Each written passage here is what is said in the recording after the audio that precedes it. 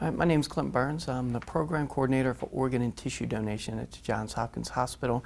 My background is a critical care nurse for 10 years, and for 7 years I oversee the organ and tissue donation process at Johns Hopkins.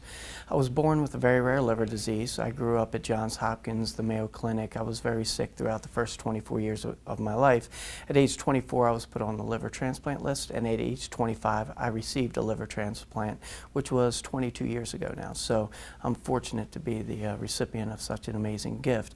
And now I work with families going through the end-of-life, very difficult, tragic situations where people become organ and tissue donors, and I work closely with palliative care to help support these families throughout that process. I think the top 3 takeaways would be that there's a lot of myths and misconceptions about organ and tissue donation. A lot of it's counterintuitive to what we know to be true.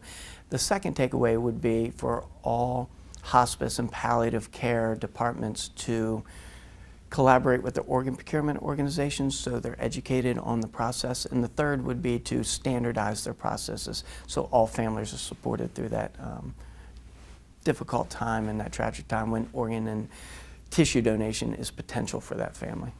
I think the one piece of advice and takeaways for attendings and people building processes would be to get in contact with your local organ procurement organization, and really, instead of just knowing who they are and a little bit about donation, is to build a consistent process where your staff is educated in the donation and organ and tissue donation process.